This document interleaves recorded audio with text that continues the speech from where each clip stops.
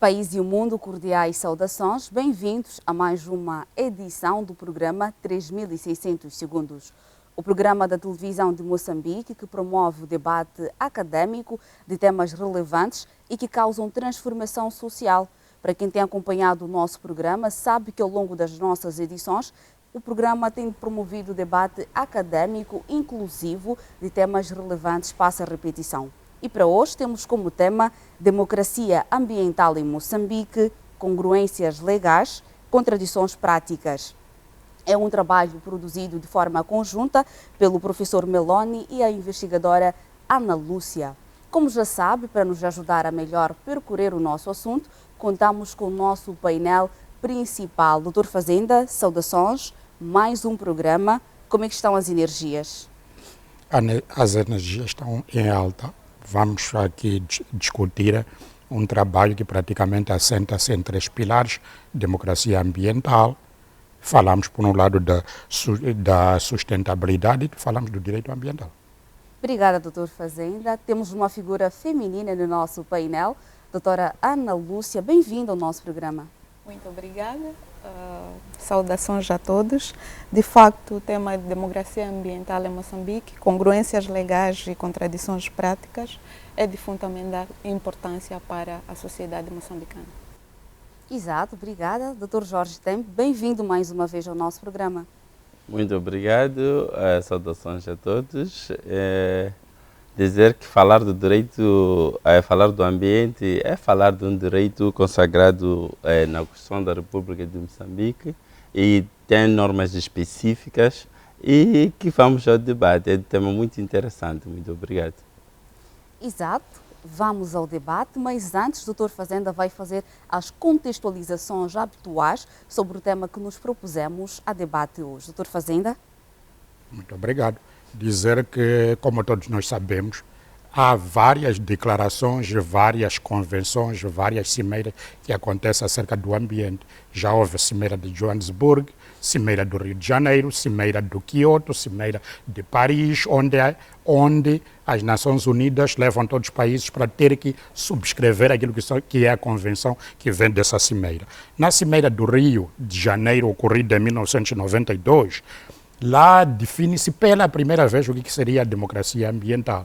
E no seu princípio número 10, descreve o que é democracia ambiental, que era assegurar a participação ao nível apropriado de todos os cidadãos interessados. Cada indivíduo devia ter acesso adequado às informações relativas ao meio ambiente, que as autoridades públicas também tinham.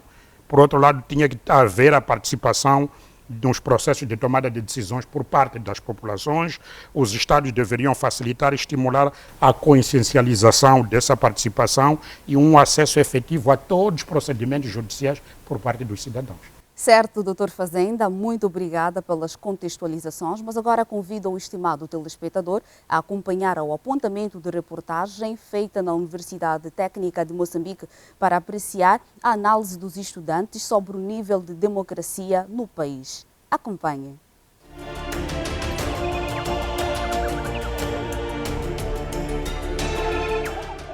A complexidade inerente à gestão ambiental e a emergência em solucionar os problemas advindos desta para evitar e salvaguardar a nova geração dos desastres cada vez mais frequentes resultou numa ronda da equipe de 3600 segundos Ciência e Tecnologia para aferir junto à nova geração qual é a percepção que tem sobre a democracia e o direito ambiental. O que tem a dizer sobre direito ambiental? O direito ambiental é uma lei jurídica que tem como dever falar da preservação do meio ambiente. O direito ambiental está prevista na Lei 20/97 de 1 de outubro, que tem lá prevista algumas leis, por exemplo, a lei do princípio do poluidor, pagador. A empresa que cria um certo desequilíbrio, ela tem que pagar ou repor aquilo que fez. Então, tudo isso está previsto nessa lei. Direito ambiental diz respeito a normas jurídicas que ajudam o homem a viver em equilíbrio com o meio ambiente, né? Regula a relação do homem com o meio ambiente. Basicamente, o direito ambiental trata-se de normas jurídicas que visam, né, regular ou normas criadas para regular o meio ambiente de forma ambientalmente segura, visando assim garantir que o ambiente seja totalmente limpo e de boa qualidade. Já ouviu falar de democracia ambiental? Na verdade já, só que é um assunto que tive de uma forma tangencial. Se não estou em erro, quando falamos de democracia ambiental, estamos a falar do direito que os cidadãos agora têm de interagirem a assuntos com relação ao meio ambiente. Democracia ambiental é uma forma de assegurar que os cidadãos tenham uma forma participativa, ou seja, os cidadãos estão interligados, estão ligados ao direito, estão ligados ao governo na tomada de decisão no que concerne ao ambiente. A democracia ambiental seria a integração da sociedade nos processos de tomada de decisão. Democracia ambiental é uma componente que engloba todo o povo nas tomadas de decisões no que concerne a matéria ambiental. Para dizer que é feito o plano ambiental pelos municípios, pelo Estado, e eles englobam a população, fazendo palestras, fazendo workshops. Democracia ambiental é o direito que todo cidadão tem de pronunciar-se ou opinar-se no que diz respeito ao ambiente. Basicamente, é a participação social de todo cidadão. Qual tem sido o seu papel no dia a dia, no que concerne ao ambiente? Basicamente, eu tenho olhado mais para o ambiente em si como se fosse um bem para ser criado, um bem precioso, né? Usando meios seguros, usar, podemos dizer, os restos ambientais como adubo, né? Para as plantas, o lixo deve ser reciclável. E visando sensibilizar mais a minha família, os meus amigos, para que cuidem mais e consigam dar o destino perfeito aos nossos resíduos sólidos. Eu tenho o papel de trazer ou de criar estratégias que mitiguem os efeitos que nós, seres humanos, temos causado para o ambiente. Criar projetos, criar técnicas, assim que é, de mitigação dos efeitos negativos que o ser humano tem causado ao ambiente.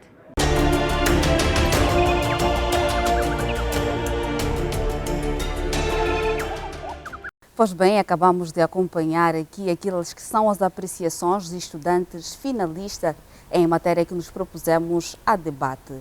Doutora Ana Lúcia, o porquê de estudar democracia ambiental em Moçambique?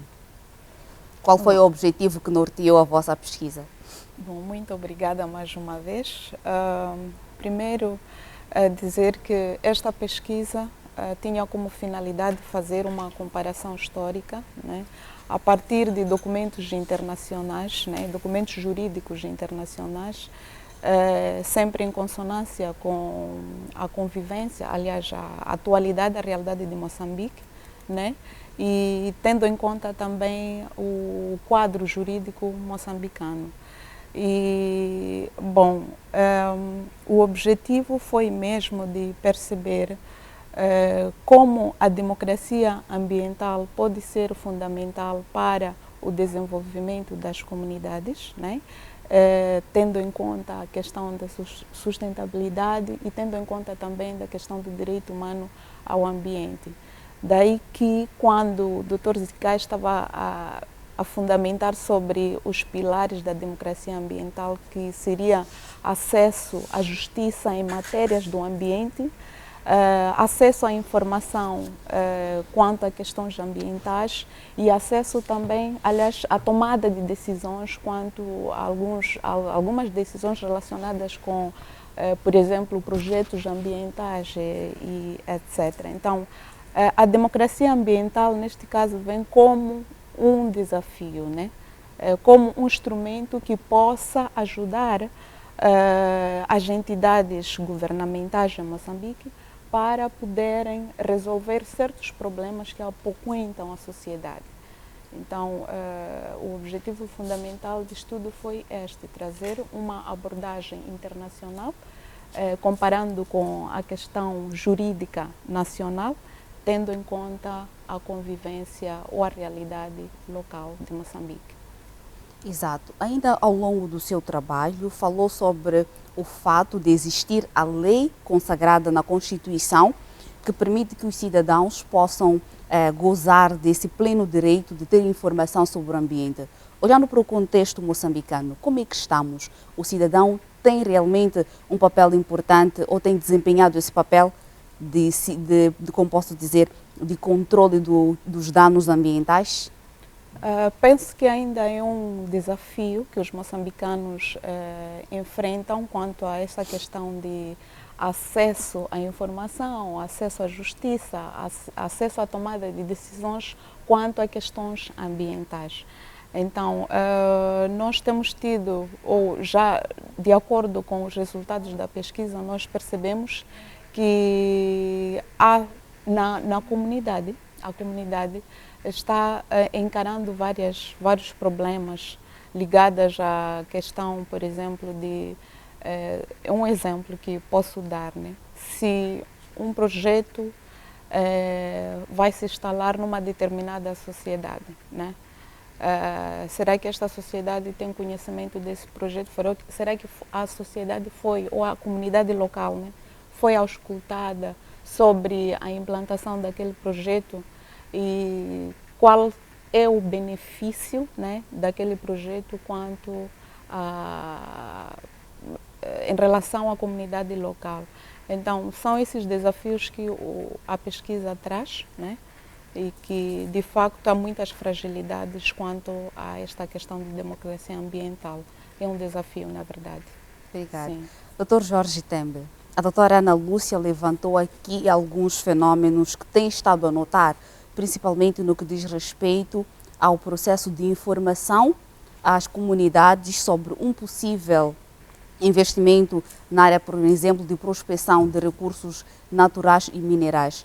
O que acha que pode estar a falhar para que essa comunicação entre as entidades de tomada de decisão e a população ainda não haja consenso no nosso país? Muito obrigado. Começo a minha abordagem a dizer que, primeiro, o direito ambiental, estamos a falar da interação do homem e a natureza e as ferramentas legais que regula essa interação. Então, a divulgação desses direitos, dizer que Moçambique tem normas, e tem normas que regulam o meio ambiente, que regulam essa interação. O que fazem, na verdade, são palestras nas comunidades, para que elas possam ter o conhecimento, porque muitas das vezes acontece que há indústrias que entram na sociedade, numa comunidade, e que chegam lá sem seguir as normas que regulam o próprio direito ambiental. Estamos a falar de um dos princípios do direito ambiental, o poluidor-pagador. Eles chegam lá, vão poluindo, e as comunidades acabam reclamando somente e termina aquilo a reclamar, porque não sabem quais são os instrumentos que regulam aquilo. Não e como juristas, sim, e como juristas, o que é que Dr. Tembe e os seus colegas de profissão têm feito mesmo para fazer com que esta informação chegue para aquelas populações que não têm a mesma? Como jurista, nós temos divulgado essas normas através de palestras. Sim, sim. E em algum momento não chegam a participar de processos até de, por que não, de intimação para essas entidades poluidoras, mesmo para verem salvaguardados os direitos dos cidadãos? Sim, há casos em que a própria comunidade intenta uma ação popular em caso de poluição dessas empresas, e nós temos ajudado a seguir os trâmites legais para o efeito da responsabilização do poluidor, ou seja, da entidade poluidora. Certo. Doutor Fazenda, nosso país é vasto, tem muitos recursos, desde faunísticos, naturais, até minerais. Muitas vezes os investidores, quando vêm, implantam-se num determinado terreno, sem em algum momento, como disse a professora Ana Lúcia, estudar e comunicar com as nossas comunidades. O que é que pode ser feito mesmo para evitar esse conflito de interesses entre as comunidades e o poluidor investidor? E eu aqui queria desviar um bocadinho antes de responder à questão, que a primeira percepção que temos que ter relativamente aos fatores ambientais, e eu quero que imaginemos todos numa geleira. Né? Na geleira o que acontece é que o gelo está nas paredes da própria geleira. E há uma emissão praticamente de um conjunto ou de partículas dentro da geleira para poder manter a temperatura dentro da geleira, que é dos alimentos. O que normalmente ocorre é que quando há corte de corrente, não há o gelo, começa a aumentar o aquecimento dentro da geleira, que pode levar à putrefação dos produtos. Exatamente acontece o mesmo com o ambiente, por isso que nós temos o gelo está concentrado nos polos, e esse soprar do vento para o continente é que faz com que o continente todo ele tenha que ter temperaturas amenas. O que vai acontecendo é que com o andar do tempo, com esta degradação ambiental, a temperatura aumenta nos polos, o gelo vai ficando destruído. Então o que acontece se imaginar na geleira tudo que está lá dentro praticamente apodrece. Então o que acontece para o nosso caso é que muitos dos recursos começam a ter problemas. Começamos a ter desertos, começa a secar a água e uma enormidade de situações. E é isso que o mundo vive. E é dali que é necessário regular. Quer as Nações Unidas dedicam-se para que haja forma de ter que se regular pelos países, os países regulam. O que acontece é que cada país depois transcreve esses protocolos, como Moçambique faz para a sua Constituição ou para leis ordinárias. Certo, doutor Fazenda, peço para não perder o fio de raciocínio. Dá para ver que está com muita vontade, mas nós temos uma plateia. Era importante também poder ouvi-los e saber das suas opiniões, contribuições e também perguntas relativamente ao tema que estamos aqui a debater. Recordar que estamos a falar sobre democracia ambiental em Moçambique, congruências legais e contradições práticas. Sim, saudações. Saudações, bom dia. Mais uma vez, muito obrigado. A comunidade ISFIC está aqui em peso mais uma vez. Vou ser breve. Por um lado, elogiar aqui o tema que nos é apresentado hoje e dizer que todos nós, como cidadãos, temos que participar na divulgação dessa informação, que é para permitir que o meio ambiente seja melhor a cada dia. Por um lado, tem uma questão aqui. A doutora Ana Lúcia passou a dizer que tem sido passado aqui alguma mensagem para ajudar a sociedade, né? Eu queria saber de que forma é possível ajudar a sociedade em torno do tema.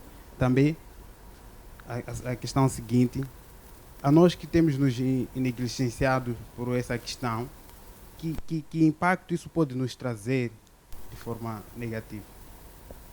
Obrigado. Obrigada. Tem mais uma mão levantada. Peço para fazer chegar o microfone. Saudações, seu nome? Saudações a todos. Eduardo Polandi, colaborador dos FIC. Numa primeira fase, o tema remeteu-me a duas questões. Primeira é que Moçambique, como tal, no cômputo geral, por ser África, é por excelência composta de homens que relacionam-se bem com a natureza e com o ambiente.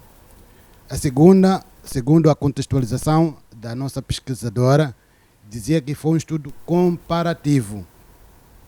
Agora, a questão é, o estudo visa dar a conhecer as normas de relação homem-natureza aos moçambicanos, ou estamos a trazer as normas que regulam o ambiente, a natureza, a Moçambique?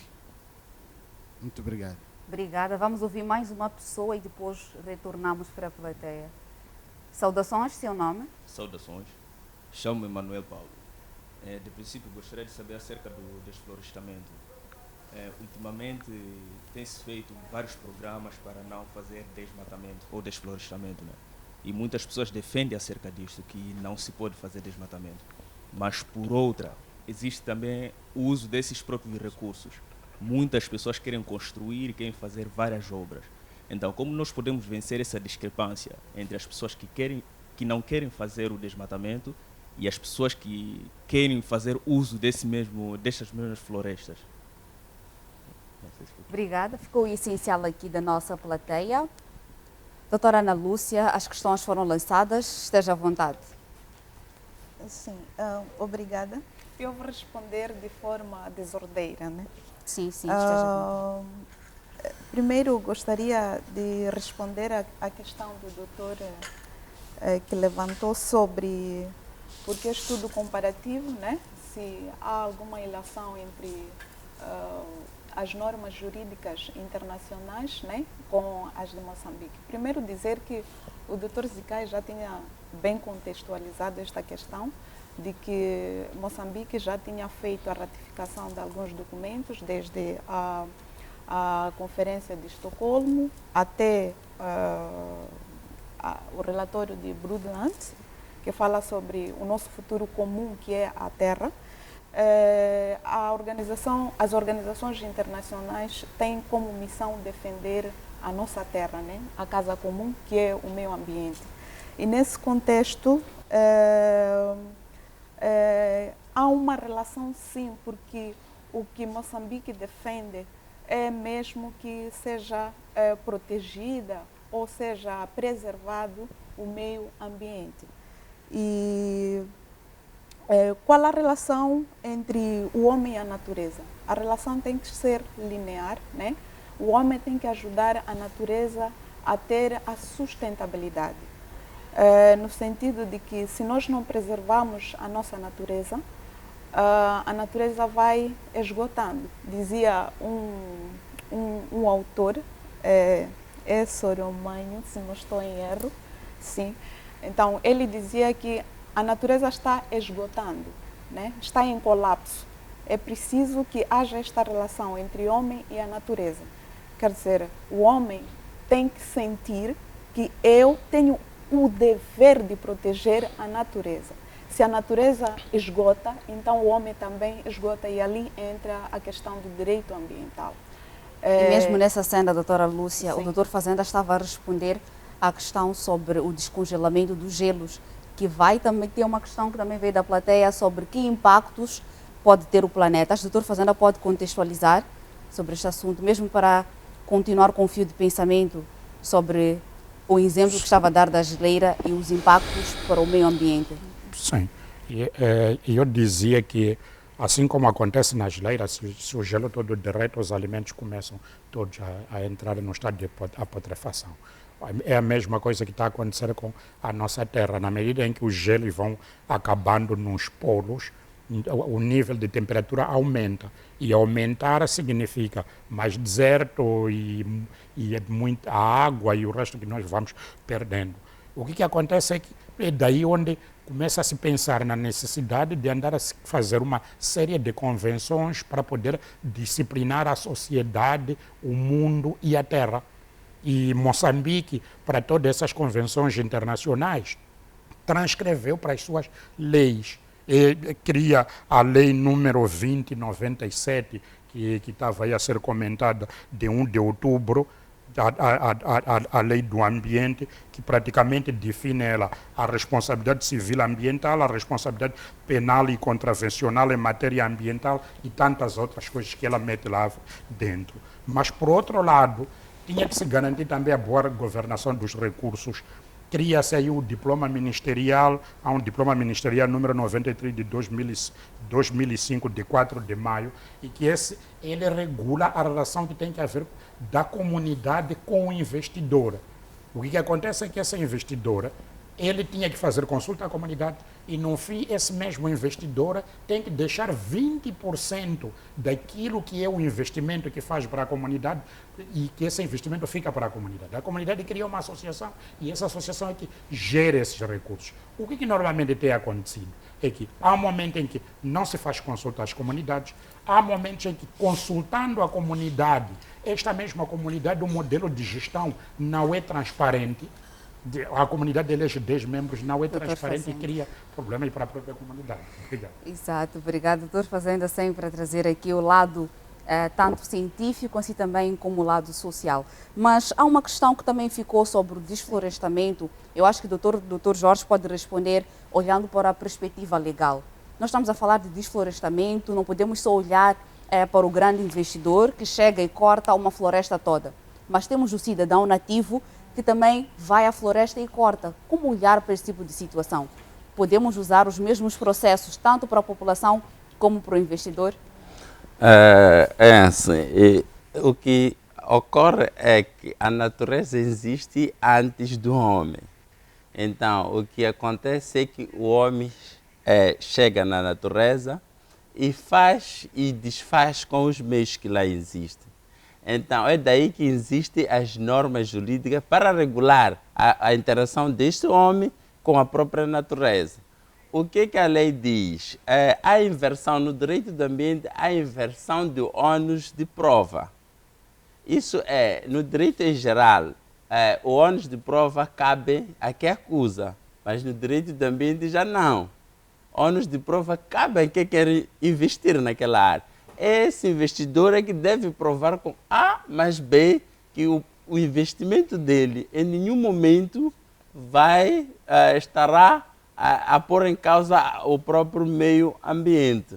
O mesmo ocorre com os investidores locais, falo mesmo da comunidade em geral. Quer investir, quer fazer, não sei, uma machamba, ele precisa provar que aquela machamba, a cultura que ele quer lá colocar, em nenhum momento vai colocar em causa o meio ambiente. Muito obrigado. Pois bem, vamos agora acompanhar a análise do coordenador técnico do Observatório Ambiental para as Mudanças Climáticas. É um apontamento de reportagem que vale a pena ver. Acompanhe.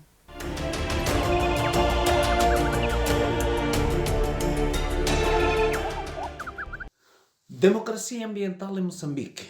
Congruências legais e contradições práticas é o tema que suscitou a equipe de 3.600 segundos Ciência e Tecnologia a uma conversa com o coordenador técnico do Observatório Ambiental para Mudanças Climáticas, professor Dr. José Maria Langa, com larga experiência na matéria, para dissipar algumas dúvidas da nossa equipe de reportagem. Professor, temos de facto democracia ambiental em Moçambique? Eu diria que estamos num processo de construção de elementos para exercer a democracia ambiental. E eu olho principalmente para a questão da produção deste quadro jurídico legal. Temos uma Constituição que salvaguarda a proteção e o direito ao ambiente. Temos já quadros específicos quadros jurídicos específicos para garantir este direito, instrumentos também, mas ainda falta a participação. Então, assim, muitas pessoas ainda não participam, primeiro porque não conhecem esses instrumentos, mas também para ir à participação não basta só informar. A participação tem vários níveis. Como é que o professor da escola primária trabalha a questão do direito ambiental, a questão da informação que eu falei? Como é que as comunidades rurais, as comunidades no urbano participam do debate sobre o direito ao ambiente? E depois, como é que nós garantimos justiça? Então, assim, são vários níveis, vários atores para nós efetivarmos aquilo que é a democracia ambiental. O que precisamos fazer para que daqui a 5 anos estejamos dentro de um contexto de debate, por exemplo, sobre a questão da democracia ambiental em Moçambique? O desafio é colocarmos o ambiente como setor-chave para pensar o país. O que vejo agora é que nós não entendemos a centralidade da construção do debate nacional a partir do ambiente. nós colocamos o ambiente como setor transversal. Não, precisamos tirar o ambiente do setor transversal e fazer do ambiente o setor base para a gente pensar a nação. Quando termos isto como base, vamos começar a falar mais, temos que criar mecanismos de participação e isto vai nos levar certamente a aproximar a proposta de uma democracia ambiental. Como coordenador técnico do Observatório Ambiental para Mudanças Climáticas, qual tem sido a sua contribuição no dia a dia? Uma das coisas que digo é o seguinte: era interessante que o debate do ambiente entrasse para o currículo, não somente na universidade, não somente nos cursos ligados ao ambiente, mas em todos os outros cursos. Como é que os jornalistas, os comunicadores sociais trabalham o ambiente? Como é que o engenheiro civil trabalha o ambiente? Como é que o pessoal do direito trabalha o ambiente? É isto que é a minha proposta, o desafio que eu fiz lá atrás, agora há pouco. Sim, fazer do ambiente base para construir a nação. Pegar o ambiente e colocar ele dentro de vários outros setores, não de forma transversal, como questão central. Isto é que vai nos fazer avançar. E eu sinto, por exemplo, que este debate não acontece. Este conhecimento tinha que estar na escola primária, com os professores do ensino primário, os formadores destes professores, com a comunidade e outros grupos que eu acho que são fundamentais para garantir no futuro a participação e depois chegarmos àquilo que é justiça para um dia exercermos a democracia ambiental. Como cidadão, posso fazer denúncia às autoridades de alguém que esteja a prevaricar contra o ambiente? A denúncia ela está prevista nos códigos, mas eu não sei se o juiz vai conseguir julgar, se o procurador vai conseguir investigar, porque é isso que eu estou a dizer há pouco tempo, que o jurista ele não somente tem que estudar direito do ambiente, mas tem que estudar, por exemplo, componentes do sistema do ambiente. Ele tem que estudar a biosfera, a atmosfera, são estes elementos que vão te permitir olhar diferente, não somente ter o quadro sobre direito ambiental, mas ter uma aproximação clara e ter a natureza, o ambiente, como elemento base para construir a nação. Esse é que é o meu posicionamento.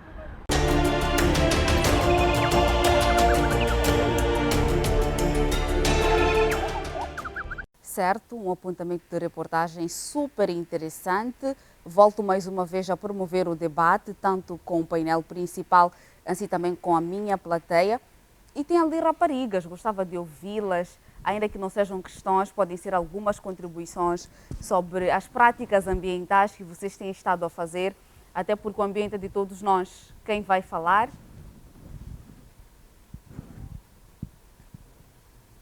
Sim, esteja, pode passar para o rapaz aí embaixo. Saudações a todos. Eu quero deixar uma contribuição relativamente ao assunto em apreço, com o olhar no processo das organizações que têm condições de planejar melhor as tarefas executadas pelo meio ambiente, é entregue realmente que seja inútil. Peço para manter o microfone perto do seja seu inútil boca e não toda a mão. contribuição e apelar também com vista no debate em apreço. Todos têm condições e obrigações de preservar bem o meio ambiente. Muito obrigado. Obrigada a nós. Tem mais uma mão ali em cima levantada. Peço para fazer chegar o microfone. Saudações, meu nome é Samuel Taquana e gostaria aqui de trazer reflexões em relação ao tema abordado. Primeiro vou dizer que falar deste tema é um tema muito complexo porque envolve várias dimensões, desde a biodiversidade, desde questões socioculturais e econômicas. Eu trago aqui algumas reflexões em torno do tema proteção ambiental e verso também a questão de democracia ambiental. Bem, é preciso de antemão que, por exemplo, todo moçambicano chega a esta percepção clara do que é proteção ambiental e para que nós temos que proteger o ambiente. É preciso nós tenhamos essa ideia, porque somente depois dessa consciencialização em relação à importância do ambiente, em relação àquilo que são os benefícios, os valores que os ecossistemas trazem para nós como seres humanos, é aí que nós vamos começar a proteger. Agora, indo à questão, por exemplo, do debate, questão se há ou não democracia, na minha opinião pessoal, Moçambique ainda não estamos nesse nível, porque existe aquilo, por exemplo, que é a exploração sustentável. As comunidades lá nas florestas, e Moçambique, por exemplo, é rico em termos de biodiversidade. Ele explora até certo ponto. E eu, para mim, diria que as comunidades locais não são tão poluidoras assim. A poluição, ou seja, começa exatamente quando um investidor chega, um projeto novo, por exemplo, de exploração mineira. E quando esse chega, nós temos alguns instrumentos legais aqui. E um deles, geralmente, você não pode desenvolver nenhum projeto de desenvolvimento sem que passe por instrumentos que velam pela avaliação do impacto ambiental. E nesses instrumentos que velam pela avaliação de impacto ambiental, tem uma componente de participação pública comunitária. Então, muitos projetos têm essa participação pública. No entanto, às vezes, essa participação pública não se faz sentir, ou as opiniões das comunidades nem sempre faz sentir, porque há sempre uma interferência política, às vezes. Então, ao invés de deixar questões técnicas, ao invés de deixar o processo por si mesmo tenha vida, há sempre mais que a comunidade diga que nós não queremos que vocês explorem nossas áreas por causa dos valores culturais e internos, mas mesmo assim há sempre, é como fosse que a comunidade pode ter voz, mas não vai fazer sentir. Então o projeto tem que caminhar.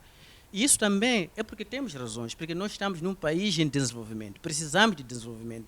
Então, por isso que ainda é um desafio, eu acho, e para mim a questão está mais, o problema não está nos instrumentos, na minha opinião. O problema está na aplicação desses instrumentos de acordo com o contexto atual. Então temos que olhar muito. Muito obrigada, Dr. Taquana, ficou essencial. Dr. Fazenda, a plateia nesta segunda fase só deixou algumas contribuições. Temos um minuto de investigador. Nesta semana, quem vai falar é a professora doutora Sônia Matola Coça. De que ela vai falar? Ela é formada, é doutorada na área de comunicação, é autora de alguns livros, de muitos artigos científicos. Ela vai falar acerca da vida dela e do trabalho que desenvolve. Dr. Fazenda já fez o convite. Acompanhe um minuto de investigador. Até já.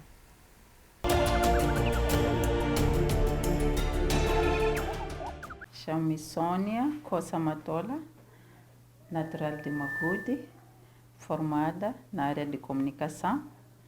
E fui formada na Rússia, na Universidade de Amizade entre Povos, mais conhecido por Patrício Lumumba. Na área de investigação, onde é que atua? Eu atuo em áreas de comunicação transversais e culturais. Doutora, qual é a motivação para estar na área de investigação? A motivação é de aprender mais e descobrir aquilo que pensava que era impossível, que não existia. Porque nós, quando investigamos, descobrimos muita coisa. Eu posso dar um exemplo de quando estava a fazer o artigo de diversidade cultural. Aprendi uma coisa muito bonita quando estava a saber os significados dos nomes das nossas províncias. Fiquei a saber do nome, gostei mais, não porque os outros não gostei, gostei de saber o significado da palavra tete, que provém de uma mistura da água de um rio, caniço que germina e aquele barulho que temos percebido que faz. Então, os portugueses, conforme descobri, os portugueses achavam aquilo um fenômeno não natural, porque nunca tinham visto. O caniço abanava, tinha vida, movimentava-se, dava um som. E aquele som, para eles ou para os nativos, dava um sinal de um tete. Posso não estar a pronunciar bem, por não ser da língua. Então, quando me explicaram, disseram isso, fiquei a saber o significado. E por os portugueses não saberem pronunciar como se diz na língua materna, eles acabaram de dizer tete e ficou assim, tete. Então, gostei muito. E se não fizesse a investigação, não teria sabido de onde provém a palavra tete. E eu acho que é mais valia para mim. O que é que pode partilhar com o 3.600 segundos das suas publicações? Já fiz 3 que achei que cheguei naquele ponto que eu queria. E o primeiro artigo falava da comunicação e a educação. Olhei as relações públicas na área de educação, como é que elas são feitas. E quando partilhei esse artigo, no dia da publicação, vi a reação que tive, quantas perguntas, quanta curiosidade disso. Senti que valeu a pena fazer esse trabalho e partilhei o conhecimento. Ficaram a saber como é que um distrito de Macuto, quanto à educação, está a estes níveis, que foi no ano passado, 2020. Neste ano, tive 2 artigos que falavam da diversidade cultural e a comunicação. Sempre está lá a comunicação, porque é a minha área de formação. Também senti, porque consegui trazer a informação das 3 zonas. Achei melhor assim. Sul falava de Inhambane, Centro falava de Tete e Norte falava de Cabo Delgado. E quando trouxe essa diversidade cultural e trouxe a comunicação, como é que interage essas 3 zonas também, senti que estou a partilhar, estou a trazer e estou a contribuir para a sociedade moçambicana na área de investigação, na área de conhecimento, do saber. E o terceiro artigo, que falava das políticas adotadas aqui em Moçambique quanto à socioeducacional, também senti que foi importante, porque dentro disso falava da paz. O que é paz? Nós podemos olhar isso como uma ferramenta muito importante para ser Moçambique como é hoje e como queremos para o amanhã. À medida que nós investigamos, trouxemos o produto final para a sociedade, vimos qual é o impacto que traz à sociedade. Sentimos-nos bem e pensamos, fizemos um grande contributo para a sociedade. Quando fala deste percurso de trabalho em relação às zonas, percebo que há aqui uma mão de alguma parceria. Conta com alguma parceria? Não, a parceria sou eu mesma com a investigação que eu faço. Eu tenho o primeiro livro, chamam de Burinho, que é para poder corrigir e tudo. Já levei para alguns parceiros, já fiz a foto, mas infelizmente acho que ainda não chegou a vez de conseguir um parceiro para me ajudar a publicar. Neste momento não tenho para produção, nem para publicação. Então, conto, espero, tenho essa esperança, não vou perder, mas em algum momento afeta para ter força de produzir mais. O que é que tem em manga para as próximas publicações? Tenho a produção de conhecimento. Nessa produção de conhecimento, o que eu penso em trazer é falar da fase do conhecimento que nós adquirimos nas escolas, que é formação, o conhecimento formal e também o conhecimento informal. Aí vou falar como a pessoa deve, na escrita, na leitura e no pensamento. O que é que tem a dizer aos jovens aspirantes a esta área de investigação? Investigarem mais. Eu costumo dizer que eu não porque tenho, mas não estou à procura de ganhar mais dinheiro, mas sim de ganhar mais conhecimento. Se fosse dinheiro, se calhar seria egoísta e ia querer fazer sozinha, mas com conhecimento tem que contribuir à sociedade moçambicana. Então, sai mais a ganhar quem investiga, porque ganha conhecimento, e esse conhecimento não é para ficar com a pessoa, é para fazer crescer Moçambique.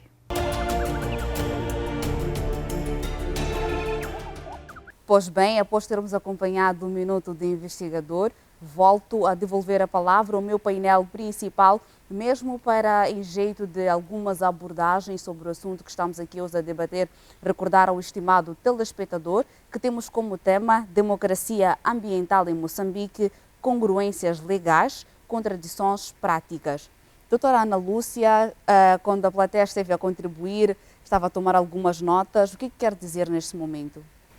Bom, tem uma questão que eu não tinha respondido, que tinha a ver com como devemos ajudar, né, a sociedade nestas questões de meio ambiente e proteção.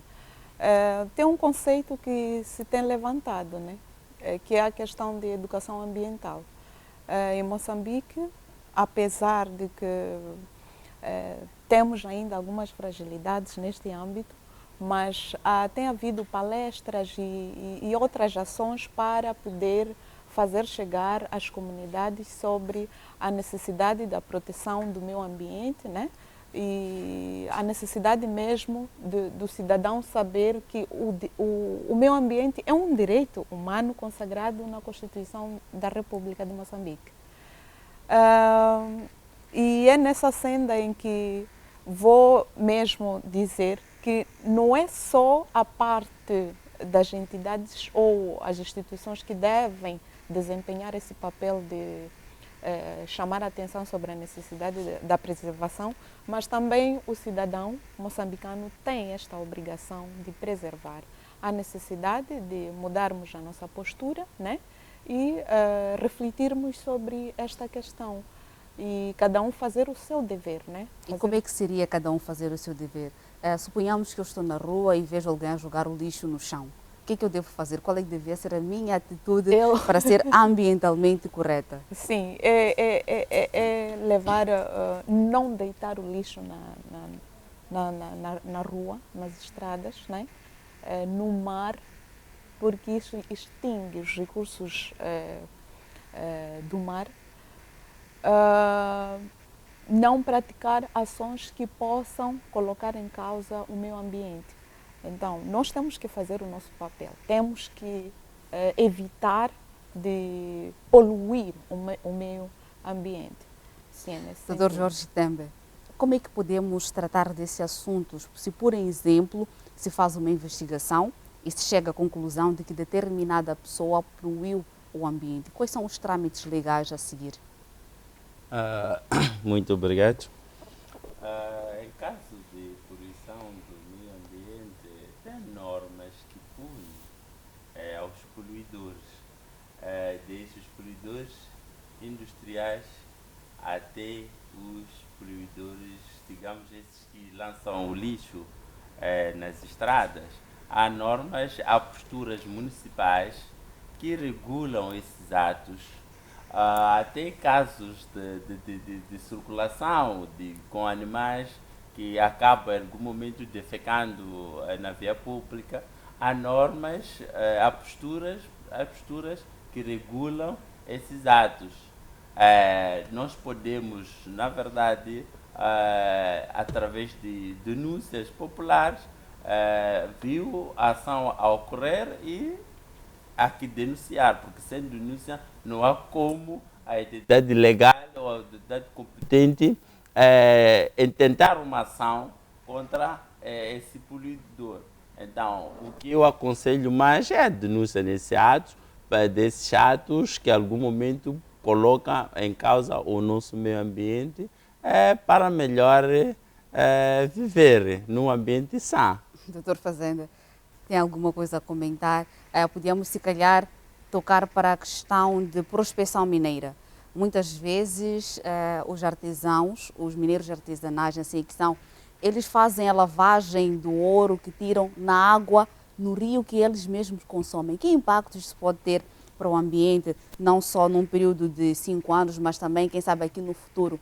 E olha que o nosso país já está a sofrer com algumas situações por causa de mudanças climáticas e ciclones.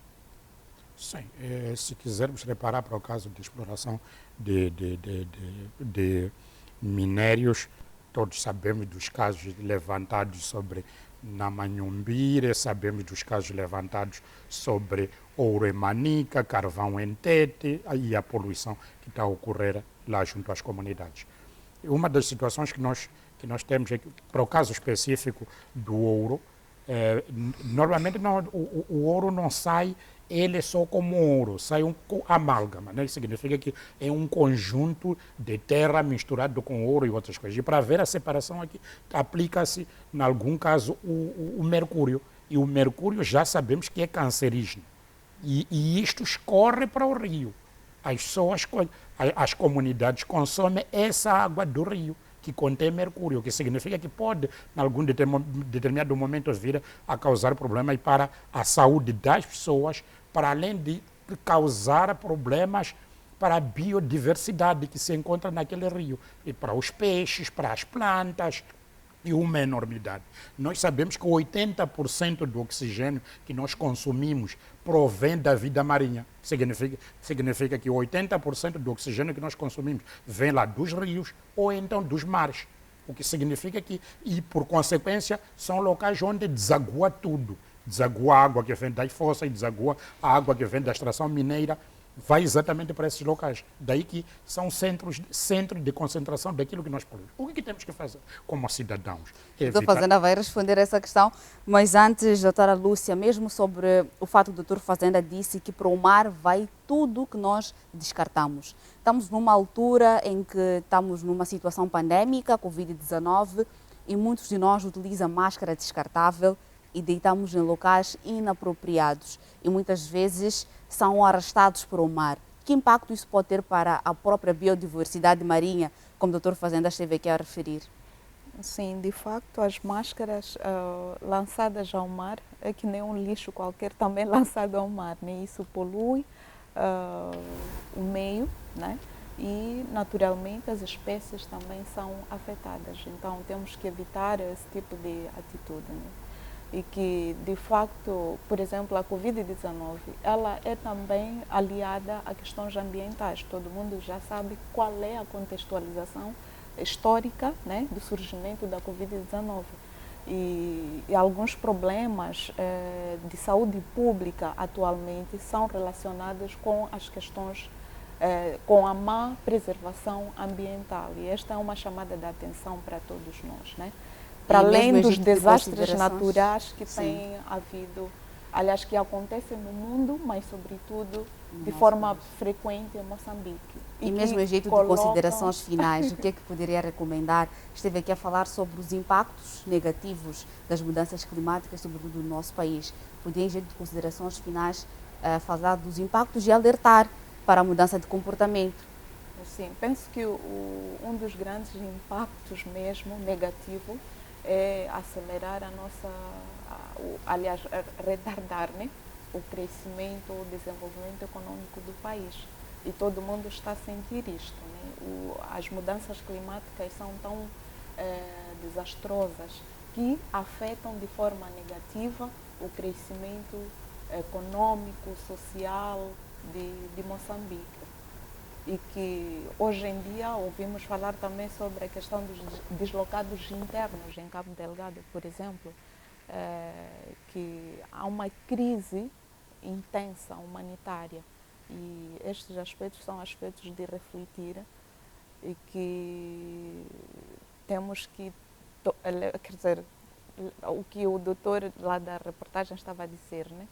Temos que tomar a consciência, levar isto a sério, porque não está nada bom. O meio ambiente deve ser a nossa casa. Doutor Jorge Stemba, em jeito de considerações finais, que chamada de atenção podia deixar ficar, mesmo para a mudança da atitude comportamental por parte dos nossos concidadãos? Muito obrigado. Dizer que a sociedade em geral deve denunciar atos que atentam contra o meio ambiente e dizer também que o governo moçambicano está a trabalhar, tem evitado muito esforço no sentido de pôr o nosso ambiente, manter o nosso meio ambiente sã, visto que temos muitas normas que regulam esses atos e também falamos de direito das águas, estava aqui a falar das águas, tem normas que regulam as águas, tem normas que regulam a própria terra e também com vista a manter algumas espécies nas preservação águas. Marinha, sim. Sim. Tem normas também de veda dos próprios pescadores, estamos a falar de artesanagem, assim como industrial. Então, o Estado moçambicano está de parabéns nesse sentido. Acredito que vamos chegar lá com muitos instrumentos legais que foram ratificados a partir da Convenção de Estocolmo até mesmo a Convenção do Rio. Então, o país está a trabalhar. Muito obrigado. Doutor Fazenda, chegamos mais uma vez ao fim de um debate Que ilações, que considerações finais lhe aprecia fazer neste momento? Haveria muito tempo para as considerações, mas bom, eu vou para o lado mais curto. A Ana Lúcia estava a falar até de deslocados ambientais. Um dos problemas do aumento de migração para a Europa é porque as terras deixaram de produzir autênticos desertos, é um caso. Mas que eu vou para uma situação tão simples. Nós precisamos de oxigênio, porque se o nosso cérebro não é alimentado por oxigênio, só durante 30 segundos estamos mortos. Precisamos de oxigênio. O oxigênio vem das plantas. Nós libertamos dióxido de carbono. As plantas consomem o dióxido de carbono, libertam o oxigênio que nós precisamos. Daí que a primeira coisa que tem sido dito, o princípio de consumidor pagador, é destruir uma árvore e plante duas. Obrigado. Exato.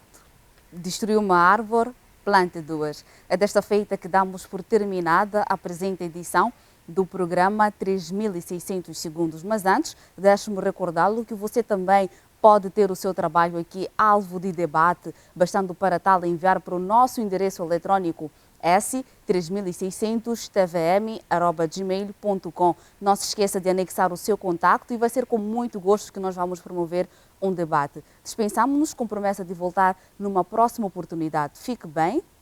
Até lá.